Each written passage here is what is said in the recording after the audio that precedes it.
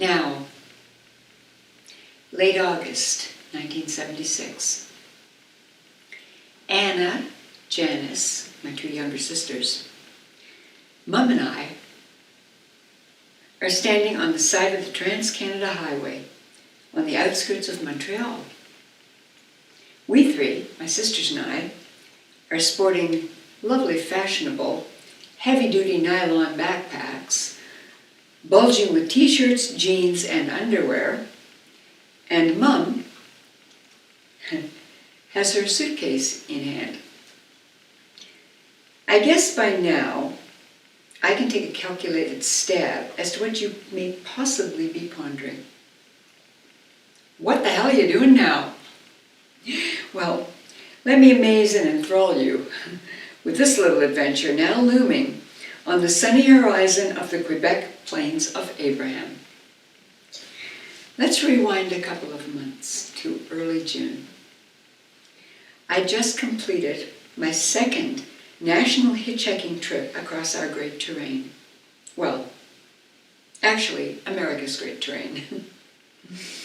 I'd convinced a friend I'd run into in Los Angeles to hike with me from there to Toronto. He already had his plane ticket to fly back, and I had a total of $2 American to my name. And I had to get back to Canada. This was my second hiking trip. The first I'd done the year before, 1975, when my best friend Kathy and I hiked from Vancouver to Nova Scotia.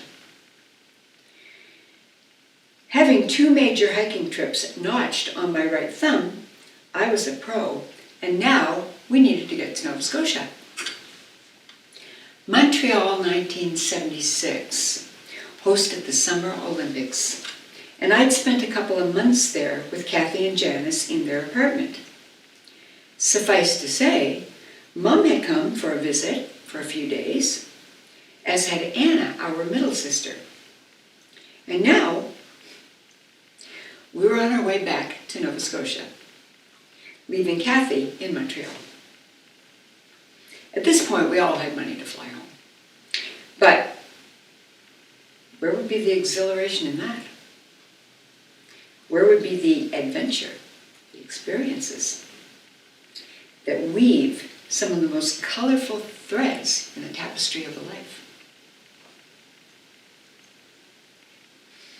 As I'd always been accused of being the ringleader by my disapproving father of any and everything good or bad that happened to anyone seemingly anywhere on the planet, I didn't disappoint.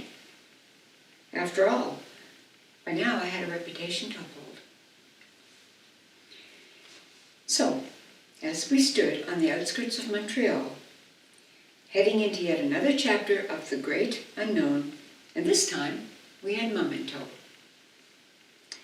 The sun is warm, comforting, golden, high in the sky.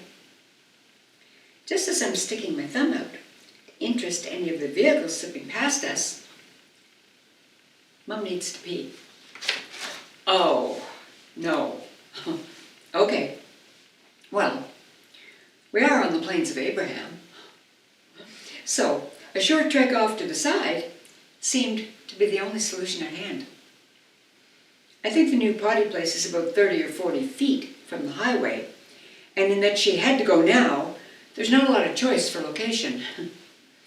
We form a circle around her, complete with our backpacks and our bodies, and down she squats over the short, and I might add, sharp stubble. I see no need to halt the hitchhiking process while she pees, simply because it's inherent in my nature to multitask. I stick out my very expressive, experienced thumb, and lo and behold, a car stops on the shoulder of the highway.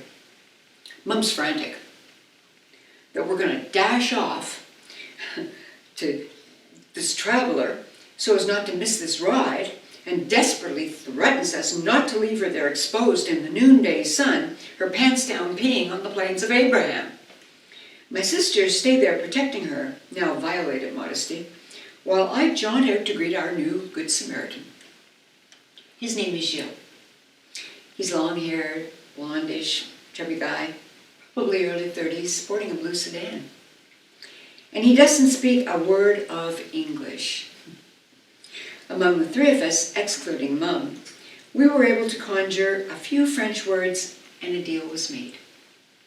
We would ride with Gilles for a while. I believe he was out for a Sunday drive and had no set plans. As it happened, 24 hours later, Gilles drove his car, packed with us, into our driveway in River John. It had been a picturesque excursion around the Gaspé Peninsula, relaxing, thoroughly enjoyable, and so safe with this glorious young man. He stayed at our house in River John for a few days of Nova Scotian hospitality and many rounds of card playing with my dad.